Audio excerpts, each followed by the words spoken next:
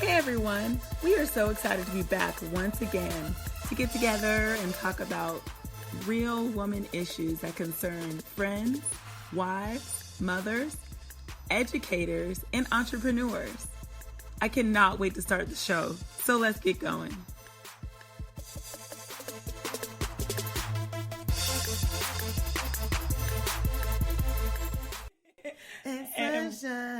Oh, you've made up. Ooh, in the 90s. Girl, I'm glad I got my girl. Oh, keep your head up. Whoa, keep your head up. That's right.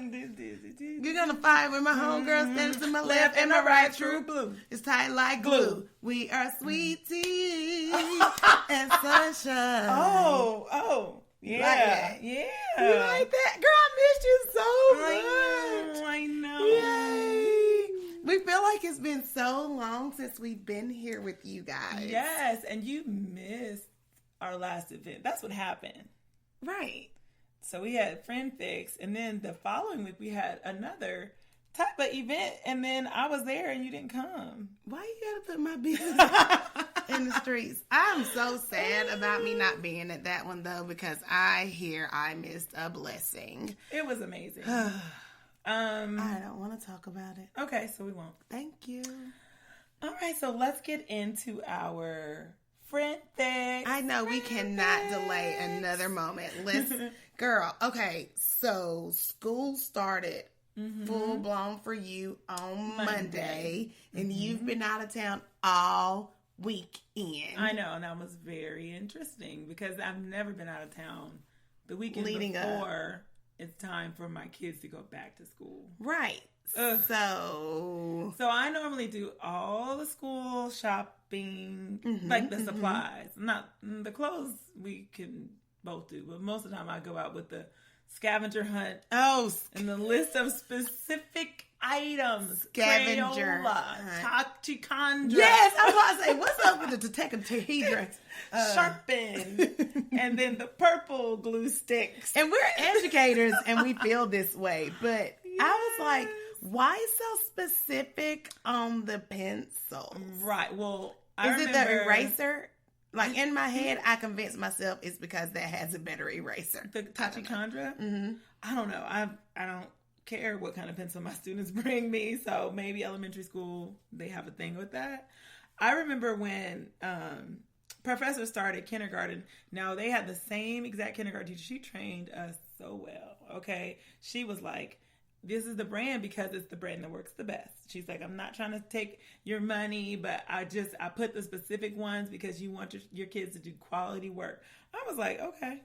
Right. I also, her Christmas gift was like a $500 gift. The parents gave her so much money. I was the one that had to buy stuff. Oh. It was fun, though.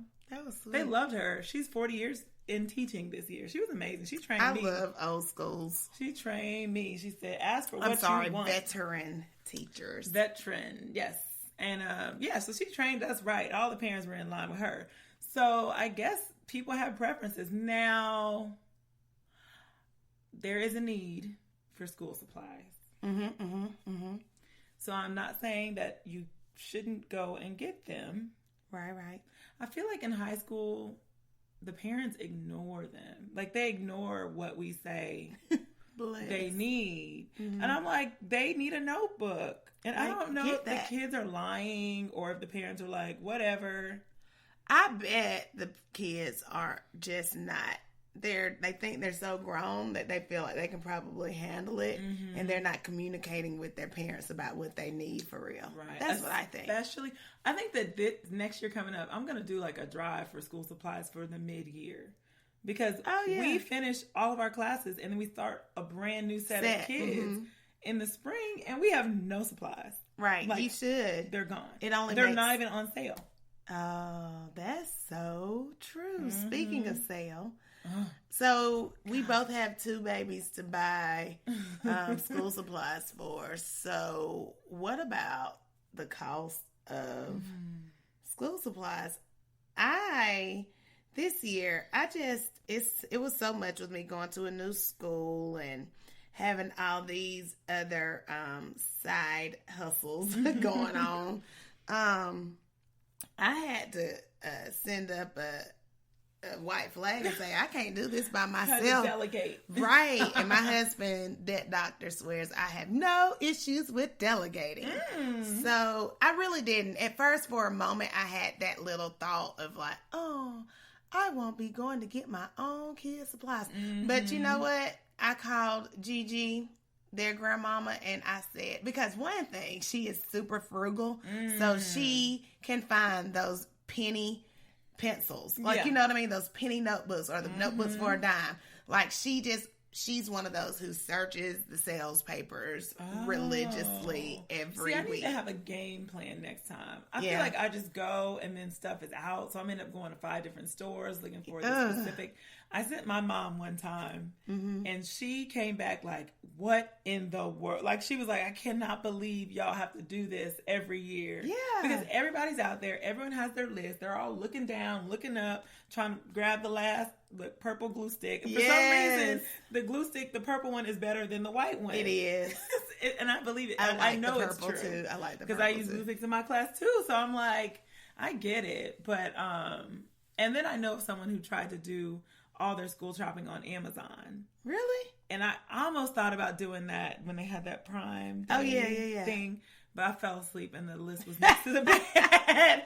And then, World Famous was like, what are you about to do? And I'm like, I'm going to do the school shopping here. He was like, nah. Because he likes to dash to stores. So, except for when it's time. Oh. I don't think this year was the first year that he did. I was so proud of him because I was in Columbus. So, I was all stressed out there saying, like, gotta go here, gotta go there. Oh my gosh, when I get back, I'm gonna get back early, change my flight to get back early so I could make sure they had stuff. And he was like, I got it.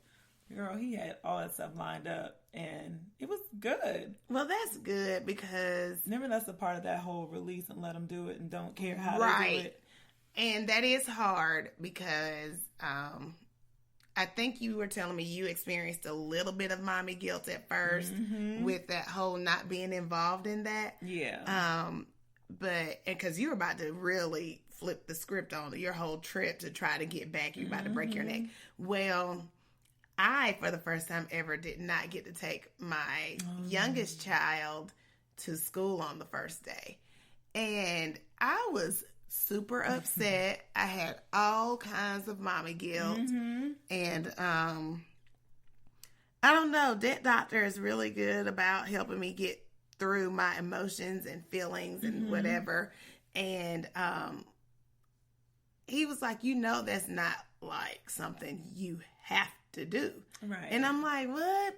But every, all mommies go with their babies on the first day of school. I'm just a bad mama. Blah, blah, blah, blah, blah. Like, and clearly I'm at a new place this year, which is elementary school. I was like, I'm going to be over there with those elementary babies, thinking about my elementary baby crying and blah, blah, blah. Like, I went through so many ups and downs as far as my emotions are concerned about not being there for what I felt like I was neglecting my own child because of this thinking career that I have.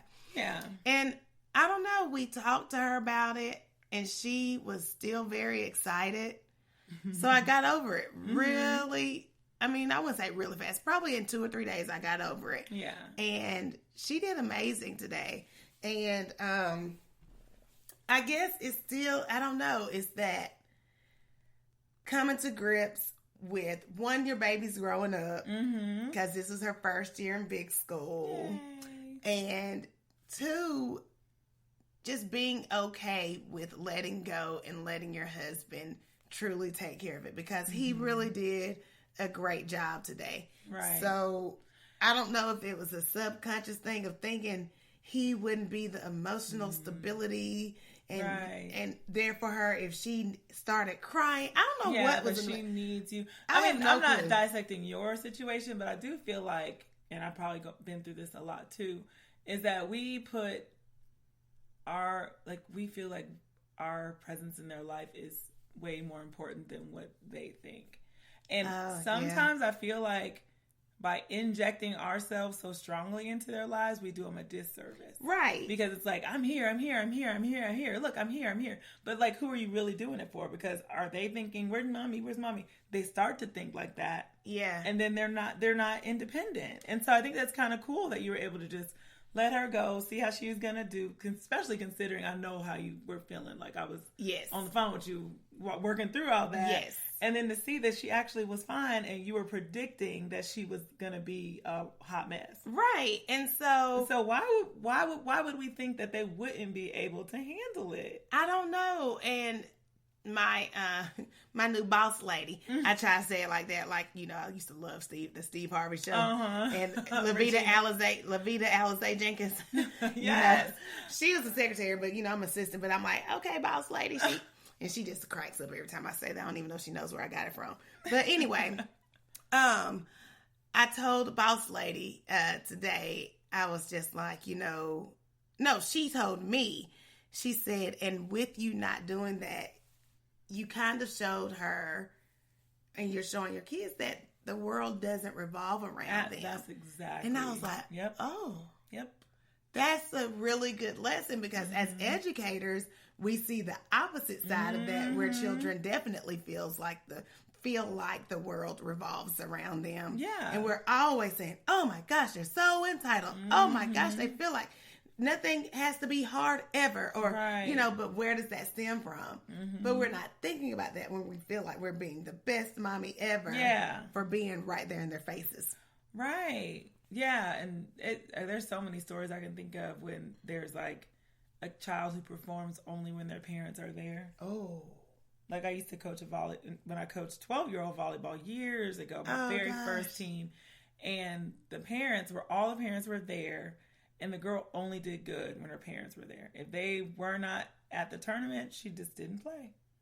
So it was like, what kind of... deep. This is not good. Like, they need to be there because they want to be there. Or their motivation shouldn't be from us. Like, they need to have their own intrinsic motivation. You're making me nervous, though, because it's funny that you mentioned that because A and B are a part of... They're not playing tennis. They're learning the fundamentals of tennis right now.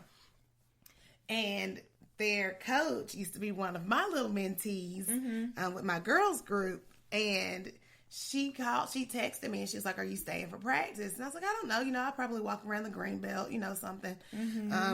Be productive for my life while y'all are doing that. Right. And she was like, I need you to watch her because your dad stayed the other day and she showed out. She was knocking the balls all over the place. Like, she was killing it. And I was like, really?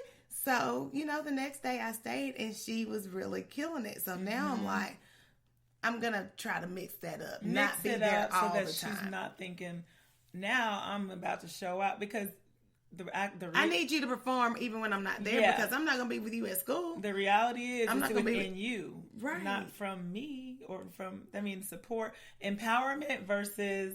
not entitlement. Enabling versus empowerment. Yeah, that's what when I talked to my 31 team, there's a difference between me like showing you how to do something and then me doing stuff for you. So yeah. But I don't think y'all are like hitting the ball for her. I mean, she might just be an aim to please type of person. But I think she is a pleaser.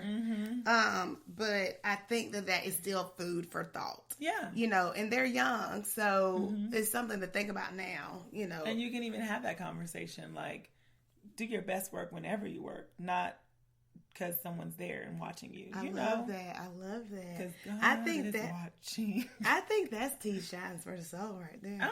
Oh, yeah, that is pretty good. Go ahead and call that Tea Shines for the Soul. Yeah, we switched from friend fix real quick. We got y'all on that one. Nice. So while we're talking about Tea Shines for the Soul, on our live, we talked about some books that we're going to be reading. Yes. So for those who were not live with us. Yeah. So you are a badass at making money. And I am doing The Life-Changing Magic of Tidying Up. Yours is by Sincero. Yes. Juliet? What is it? Jen Sincero. The same author of You Are a Badass, point blank, period. Stop second guessing yourself. Yeah. There's a whole lot of other stuff. Point blank, period. That's all y'all need to look for is You Are a Badass.